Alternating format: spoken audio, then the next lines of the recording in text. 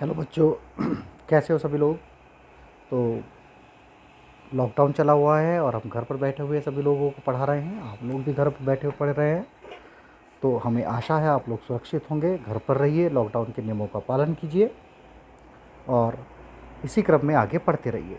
तो आज हम बच्चों आपके लिए लाए हैं एक्सरसाइज 3.2 क्लास 10th मैथ्स, और इसमें हम देखेंगे एक्सरसाइज 3.2 को किस तरह से सॉल्व करेंगे, किस किस टाइप के इसमें क्वेश्चन है। तो बड़ी ही सिंपल सी एक्सरसाइज है, बिल्कुल डरने की ज़रूरत नहीं है और हम और आप मिलकर के एक अच्छे से मैथ्स की तैयारी को कर सकते हैं। तो हम स्टार्ट करते हैं एक्सरसाइज 3.2। जल्दी से देखते हैं किस टाइप के इसमें क्वेश्चन एक्सरसाइज है 3.2। इस 3.2 एक्सरसाइज में लिखा है find the pair of linear equation in following problems and find their solution graphically. मतलब इन जो प्रॉब्लम्स हमको दी हुई हैं इनको इक्वेशंस बनानी है, लीनियर पेयर्स बनाने हैं और फिर उन लीनियर पेयर को ग्राफ बना करके ग्राफिकली बच्चों हमें उनको सॉल्व करना है। तो देखते हैं किस तरह से ये क्वेश्चन हमारा सॉल्व होगा। तो इसमें जो क्वेश्चन नंबर फर्स्ट है बच्चों, इसमें लिखा है 10 student of class 10 took part in mathematics quiz. एक मैथमेटिक्स क्विज होती है, एक खेल होता है, एक गेम होता है, एक क्विज करते हैं बच्चे, उसमें 10 स्टूडेंट पार्टिसिपेट करते हैं। And if the number of girls is 4 more than the number of boys. और ये दिया है कि जो गर्ल्स हैं वो ज़्यादा हैं। कितनी ज़्यादा है? गर्ल्स 4 ज़्यादा हैं नंबर ऑफ बॉयज़ से। तो हमें तो पता नहीं भाई बॉयज़ कितने हैं, तो हम बॉयज़ को भी कुछ मानेंगे और गर्ल्स को भी कुछ मानेंगे और फिर इसको सॉल्व करेंगे। तो देखो बच्चों ऐसे सॉल्व करते हैं इस क्वेश्चन को। टोटल स्टूडेंट इस क्वेश्चन में कितने हैं? फर्स्ट का फर्स्ट पार्ट है ये, टोटल स्टूडेंट्स।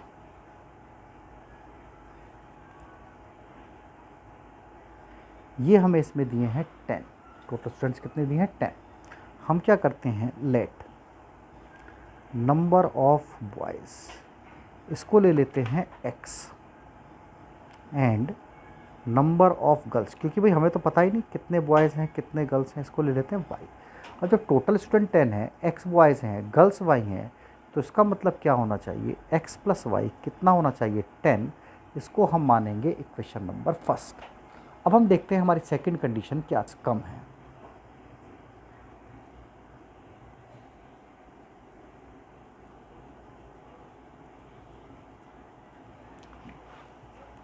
तो क्या कंडीशन दी थी हमको,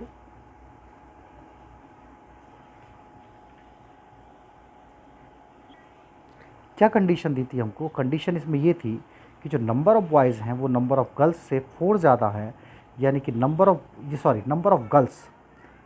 girls is 4 more than the number of boys. कभी कभी गलती हो जाती है हमसे भी, नंबर ऑफ़ गर्ल्स जो हैं is are 4 more number of boys. ये हमको दिया हुआ है, number of girls are 4 more number of boys.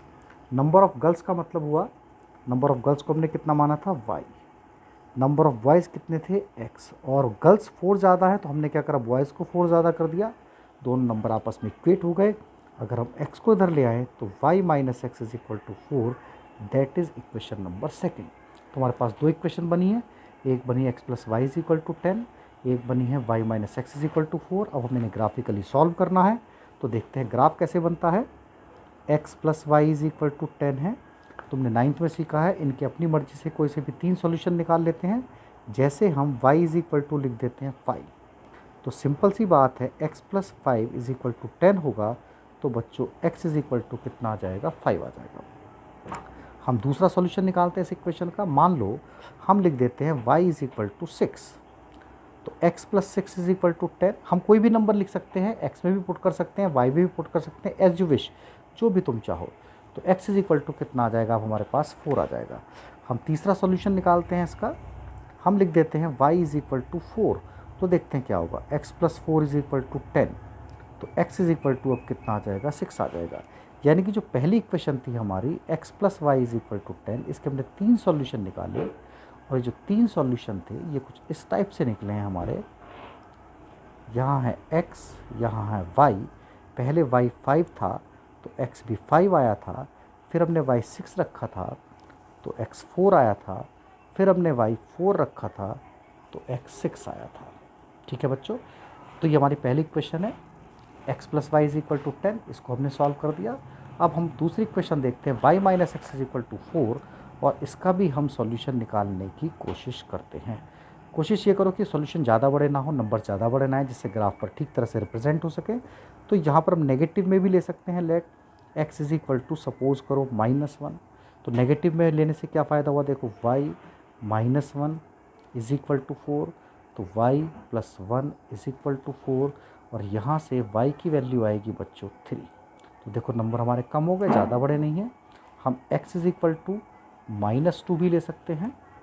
तो y -2 is equal to 4, y + 2 is equal to 4, तो y is equal to 4 - 2 and y is equal to 2।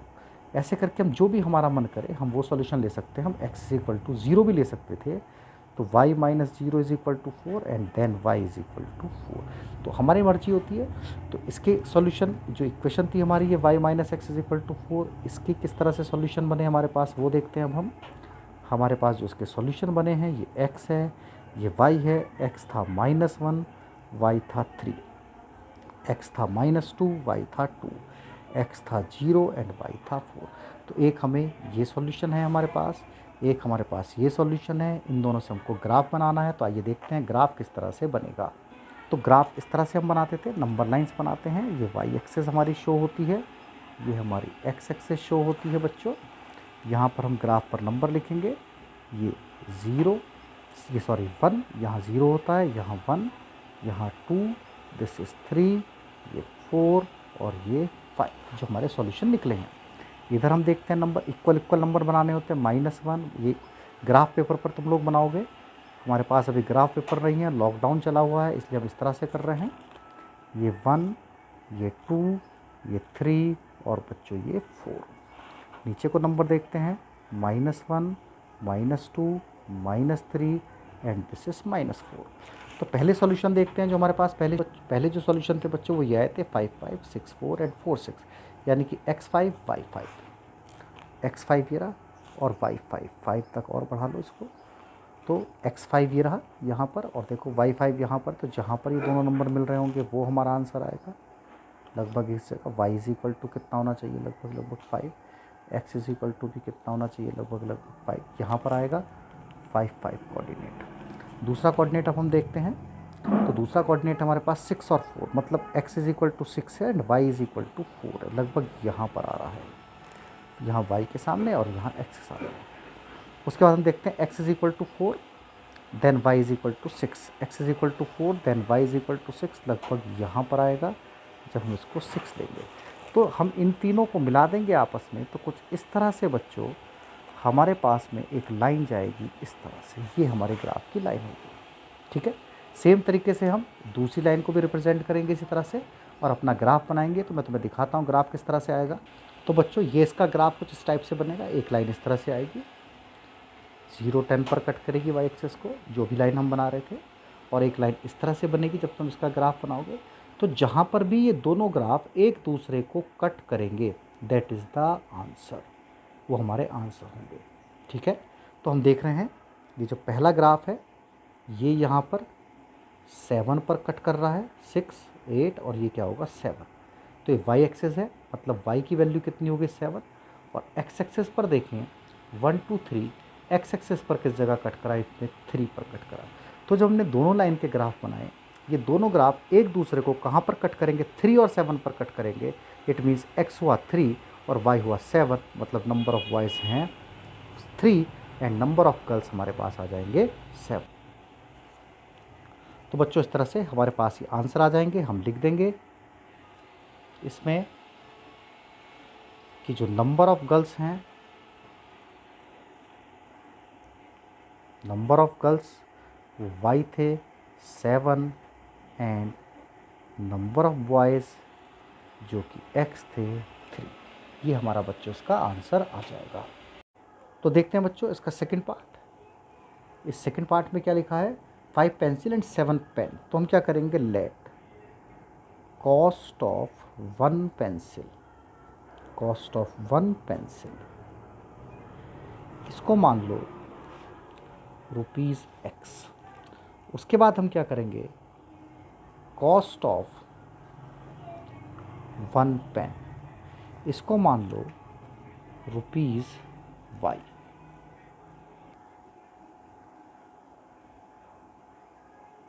तो एक बार फिर से देख लो, cost of 1 pen rupees X मान लिया हमने, cost of 1 pencil sorry rupees X माना, कॉस्ट ऑफ 1 पेन को रुपीज़ वाई मान लिया। अब हमारे पास क्वेश्चन में क्या था, 5 पेंसिल एंड 7 पेन थे, तो 5 पेंसिल 7 पेन 50 रुपीज़ के हो गए।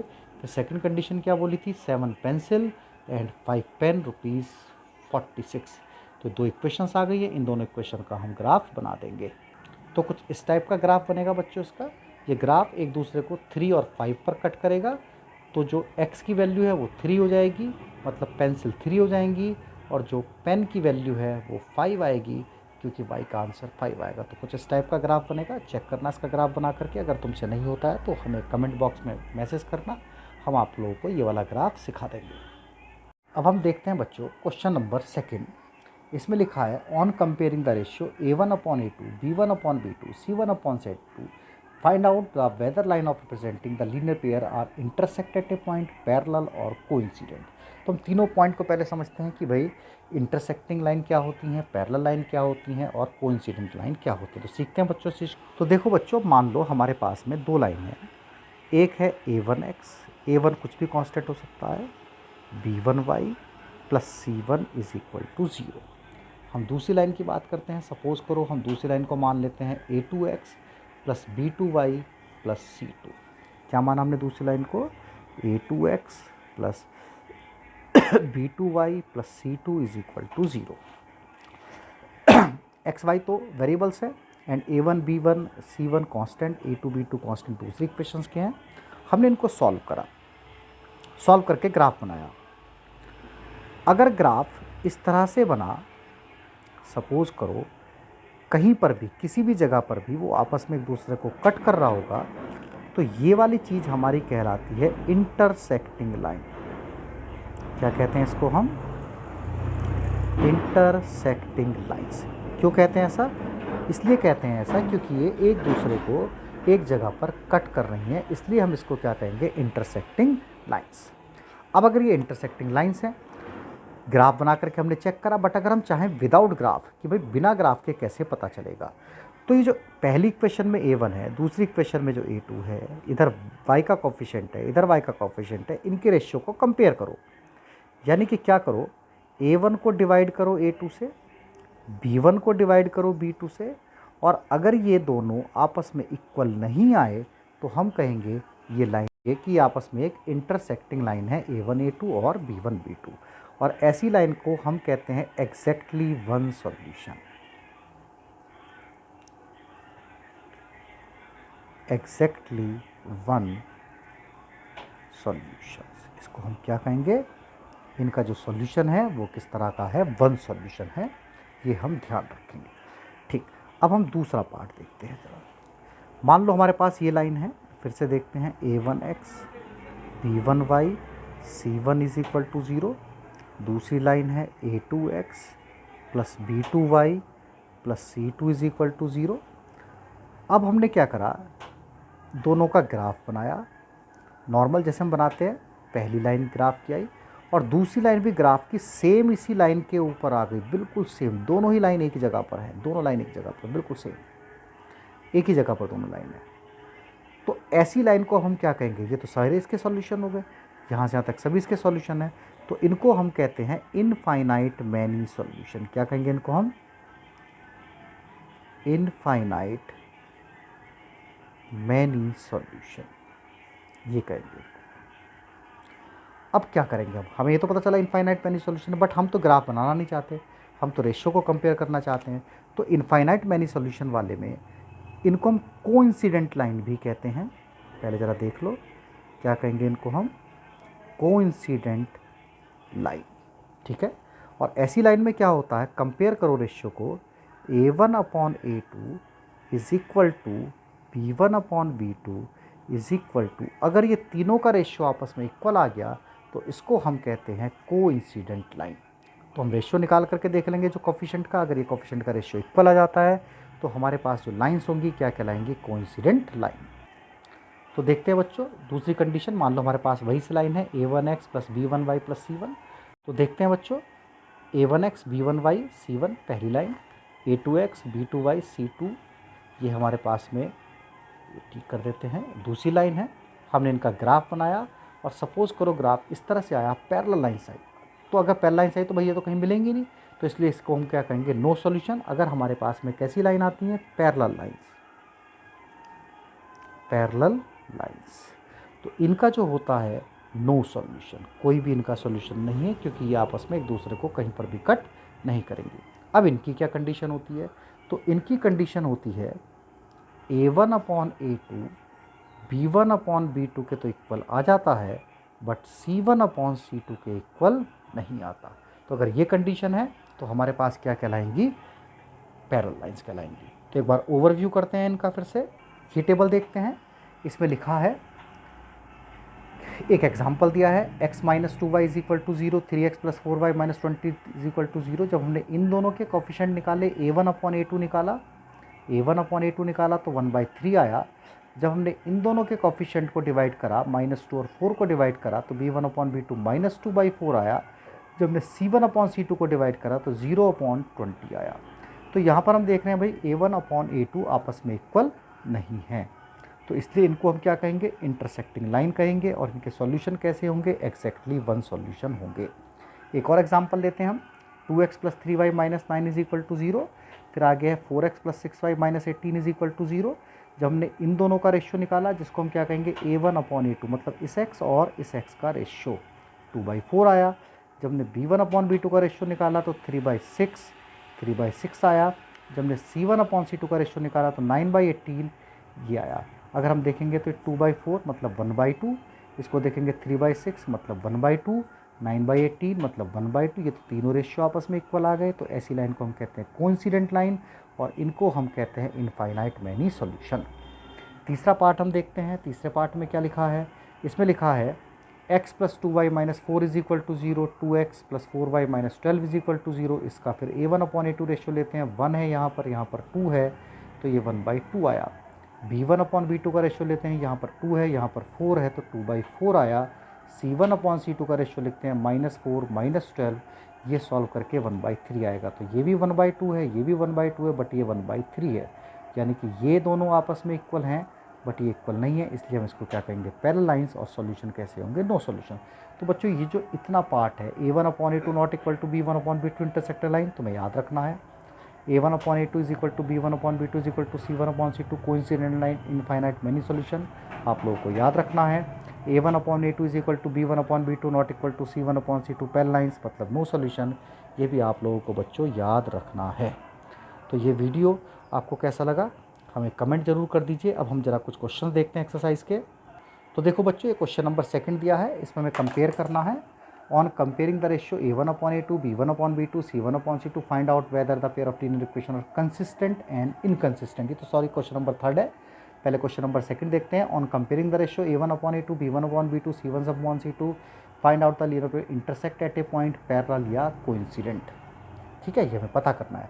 तो सेम जैसा भी मैंने बताया था, इनके रेशियो को कंपेयर कर लो। अगर A1/A2 बराबर आ जाता, नॉट इक्वल टू B1/B2 आता है, तो लिख दो exactly one solution, intersecting line. अगर ये तीनों रेशियो आपस में इक्वल आ जाते हैं तो लिख देना इनफाइनाइट सॉल्यूशन, कोइंसिडेंट लाइन बोलते हैं इसको। और अगर A1/A2 इक्वल आ जाए B1/B2 और नॉट इक्वल आ जाए C1/C2 तो लिख देना पैरेलल लाइन्स।